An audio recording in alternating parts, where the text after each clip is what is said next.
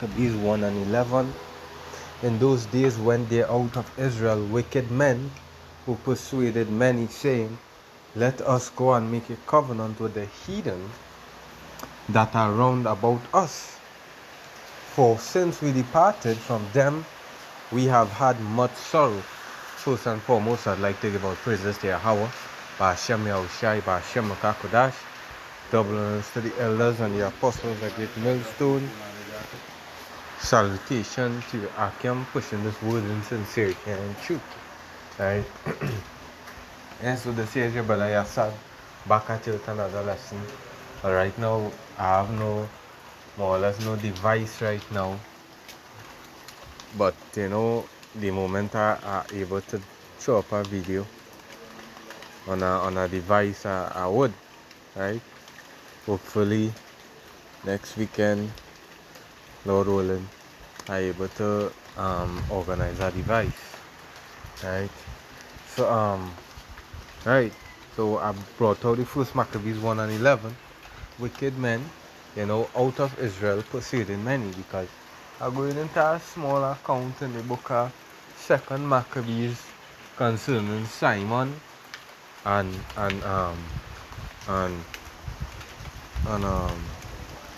Simon being against Onias and also Onias' brother, that basically went unto the king, the heathens, you know, and made a covenant to them. And there's nothing new under the sun, because the scripture said the thing that which had been, I'll get it,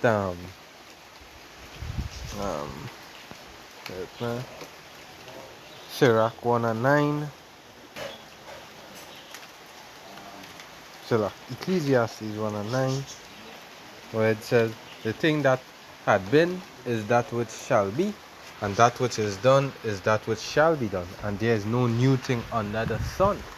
So just as how that wicked men back then, you know, going against the people for gain, for power, for their self glorification, you know, is nothing new in this, nothing different in these times. Because the same spirit from back then are the same spirit here. So if the scripture said that the spirit of the prophets are subject to the prophets, so these wicked men from back then, they also here just as well, right? And that is why you see in the camp there's basically that separation, right? Look, for instance, Great Millstone, IUSUPK, IUIC. There's a reason why these men would denounce the name, wouldn't preach, you know, what is the mark of the beast, wouldn't go into prophecies, because they coming back in the same mindset as them before, studying the money, studying their self-gain, you know, and they didn't care about the flock, they didn't care about the sheep, right? So let's go into this 2nd Maccabees 2 and 4. I'll start at 1. It said, this Simon now, of whom we spake afore, having been a betrayer of the money and of his country, because Simon is a Levite, an Israelite, you know, and he came up against Onias. I think that is in chapter 3. Let me see if I get right.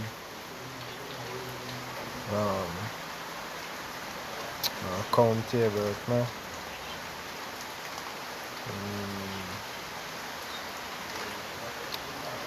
Because basically Simon went and gone to the king, and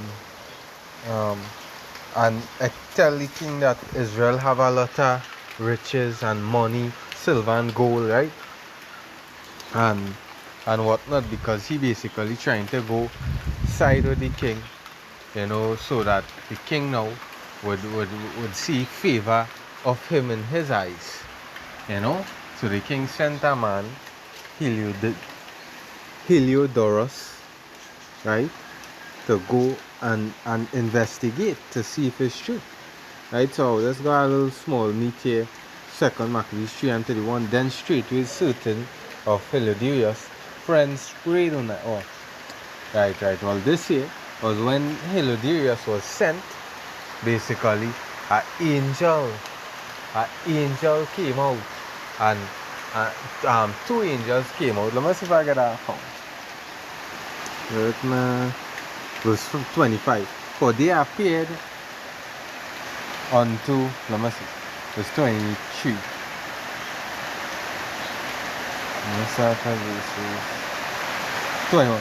Then it would have pitied a man to see the falling down of the multitude of all sorts, that the fear of the high priest being in such an agony. Then they called upon the Almighty to keep the things committed, to trust safe and sure for those that had committed them. Nevertheless, Heliodorus executed that which was decreed, basically going and taking the money, going into the treasury of Israel and taking the silver and gold to carry back for the king.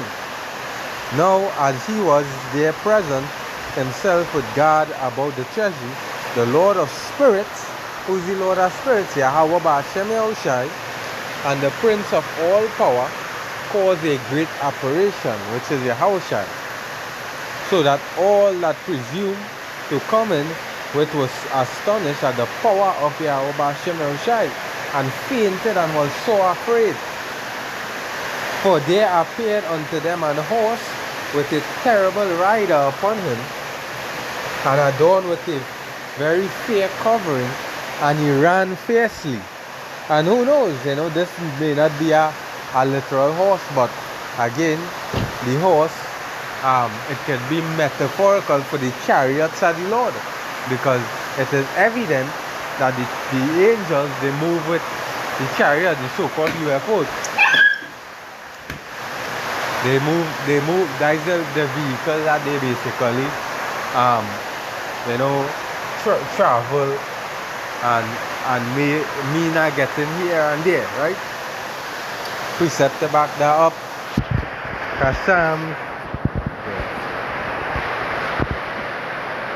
Psalm 68.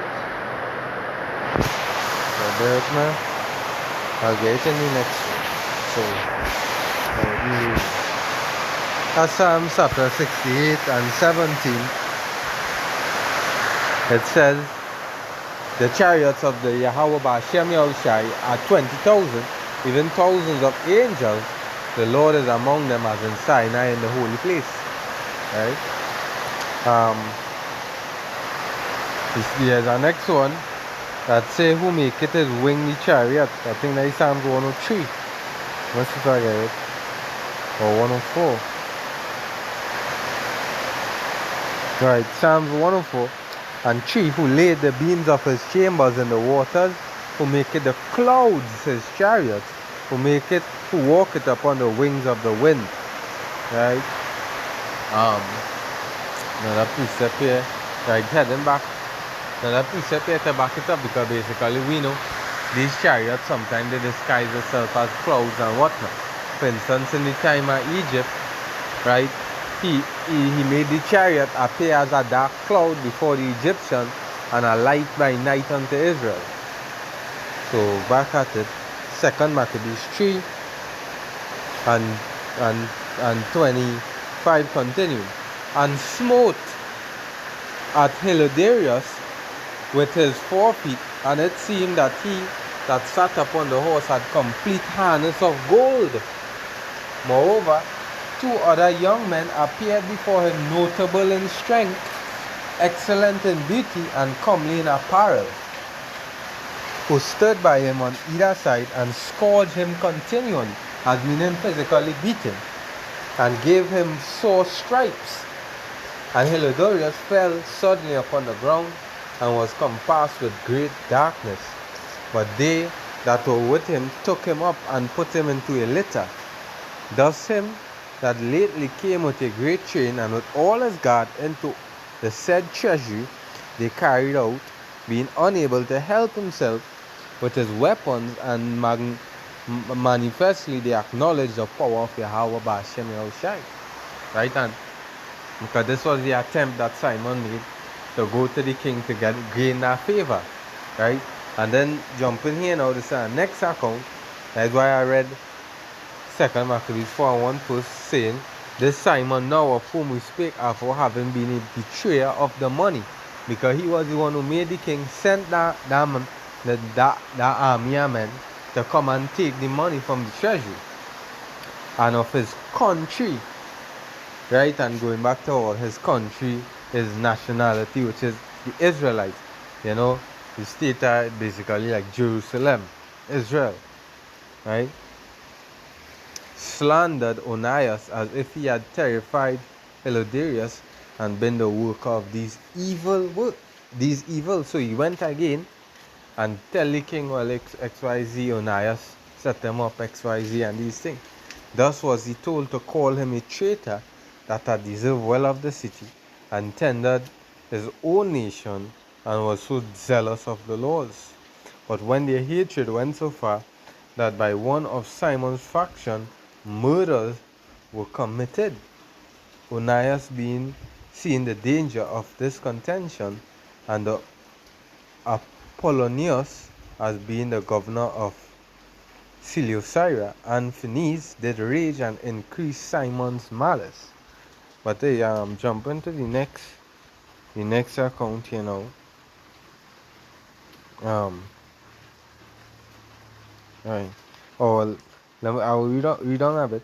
He went to the king not to be an accuser of his countrymen, but seeking the good of all, both public and private. So basically, Onias went to the king to let the king know, you know, because is one such a slander and whatnot. For he saw that it was impossible that the state should continue quiet, and Simon leave his folly unless the king did look thereunto. Right? And this is the part, Jason here. But after the death of Seleucus, when Antiochus called Epiphanes took the kingdom, Jason, the brother of Onias, labored underhand to be high priest, promising unto the king. So another one here come up, a wicked man out of Israel, you know, going and try to make that communion, that contract with the heathen, right? So again, promising unto the king by intercession 360 talents of silver, and of another revenue 8 talents. Besides this, he promised to assign 150 more if he had and here it is. This is the wickedness. This is to show the wickedness. Listen what he's gonna say. If he had a license to set him up a place for exercise and for the training up of youths in the fashions of the heathens. And this here, it is not new under the sun. These camps here, allowing you to mark up, allowing you to have, you know, intercourse on the Sabbath, all these things, right? They basically point out that as something taken good for evil. So not new under the sun in these times. For the training up of the youth in the fashions of the heathen, and to write them of Jerusalem by the name of Antiochians. So this here is out of our own people. You see, acts like these take place. Wicked men out of you know, Israel, right? Which when the king had granted, he had gotten into his hand the rule. He forthwith brought his own nation to Greekish fashion. Now again, the scriptures is the most accurate historical book, right? That is why in the Joel, when it says ye sold our people to the Grecians, they say they're being under the Grecian Empire here, right? Right.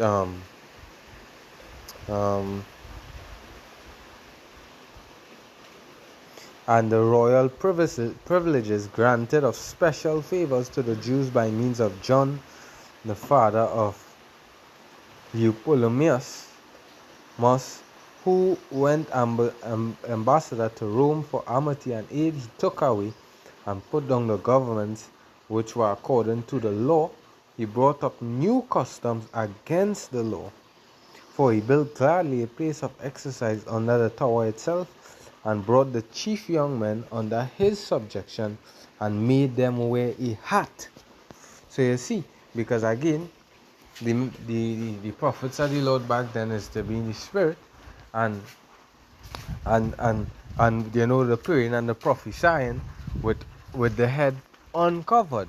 Going back into the scripture in Timothy, he that pray or if a man pray or prophesy with his head covered, he bringing shame to his head, dishonor in his head, which is Yahushai. So you see where all this Hellenization, we people being indoctrinated comes in. It's from wicked people of Israel, right? Now such was the height of Greek fashions and increase of Hellenish, heathenish manners through the exceeding profaneness of Jason, that ungodly wretch and no high priest. So again, this is the account basically, and nothing new under the sun, right? And hey, we could go on that the priests had no courage to serve anymore at the altar. So again, they stop go and made the sacrifice to Yahweh by Hashem Shai and these things, but despising the temple and neglecting the sacrifices, hastened to be partakers of the unlawful allowance in the place of exercise, after the game of discourse called them forth. So yeah, all the unlawful wicked orgies, all these different wickedness that the Grecians had brought in and profaned the place, the Israelites, even the Levites, the priests of Israel, because of Jason, you know, they corrupted themselves daily, right? And not setting by the honors of their father, but likened to the glory of the Grecians best of all, you know. So again, this is the book Jeremiah 5, right? 5 and 26. It says, for among my people I found wicked men. They lay wait as he that setteth snares. They set a trap, they catch men. Yeah. As a cage is full of birds, so are their houses full of deceit. Therefore they are become great and waxen rich. Right? They are waxen fat, they shine. Yeah, because here it is Nate, these men they speaking of buying a jet, a private jet, and when you really do check, they don't push what is the mark of the beast. They're not preparing the people, they're not keeping people in the vibration of prophecy. But it's all about donate and is an Israelite, and you know, but they don't go to prepare the people spiritually for what is about to take place. Right? That is why he would say things such as, I don't want no Jacob's trouble, and then be double-minded and say he didn't say that. You know, even at camps, the trusting in the weapon, in that physical weapon, that the guns more than the Lord, right? You know, it is a lot of carnal stuff. Camps and calling upon in the name of the Lord, and the one who claims himself to be King David, and filling his house with unclean, and speaking a lot of blasphemies and madness. You know? So nothing new under the sun. Same wicked men back out here. You know, as the scriptures say, the shepherd they don't pity the sheep. Right? And all of this here would allow you to differ who are the true men and who are not. Right? Okay, here.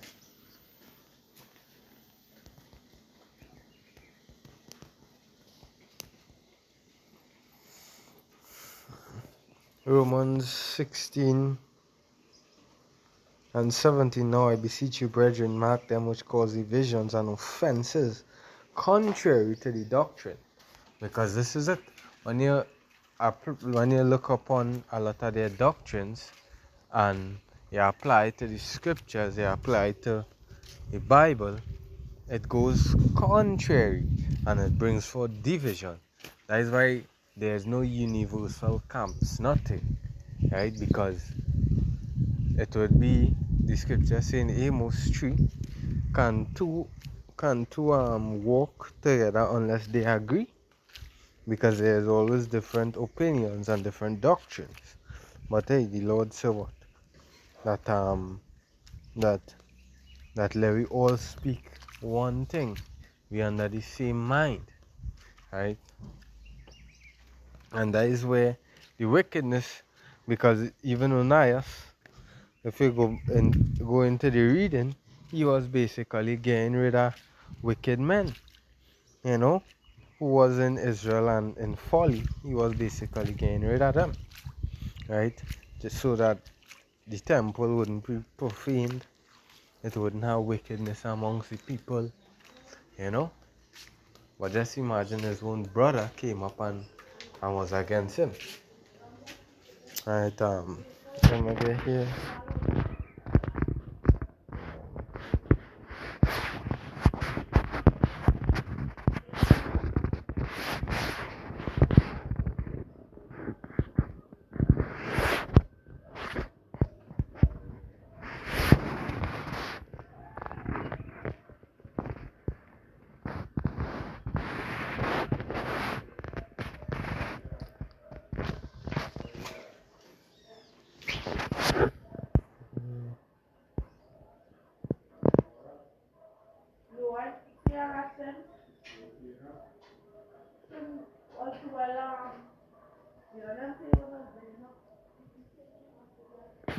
First Peter 5 and 2. To feed the flock of Yahweh Hashem Yahushai which is among you, take in the oversight thereof.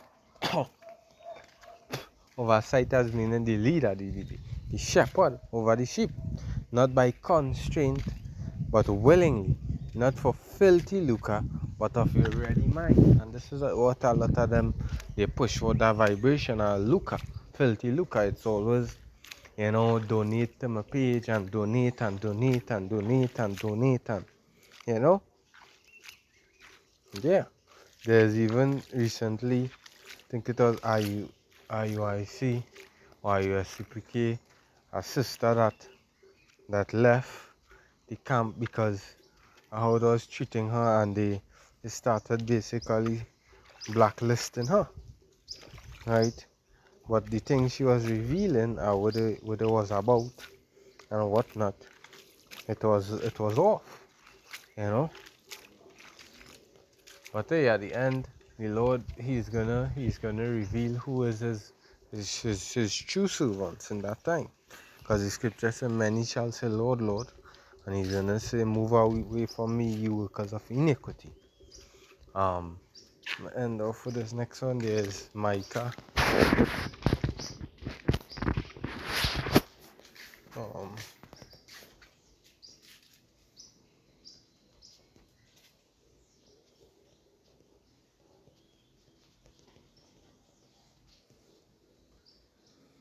the book of Micah 3 and 11. The heads thereof judge for reward, and the priests thereof teach for hire, and the prophets thereof divine for money. Yet they will lean upon the Lord and say, "Is not the Lord among us?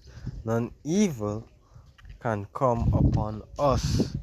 Yeah, because in their mind they thinking it's all well and good. For the longest while they have been building the nation, building an empire, and nothing has been, no judgment hasn't been carried out. But hey, the Lord sees all, and at the end, a man is gonna be judged according to his works, you know. So hey, hopefully this lesson was edifying.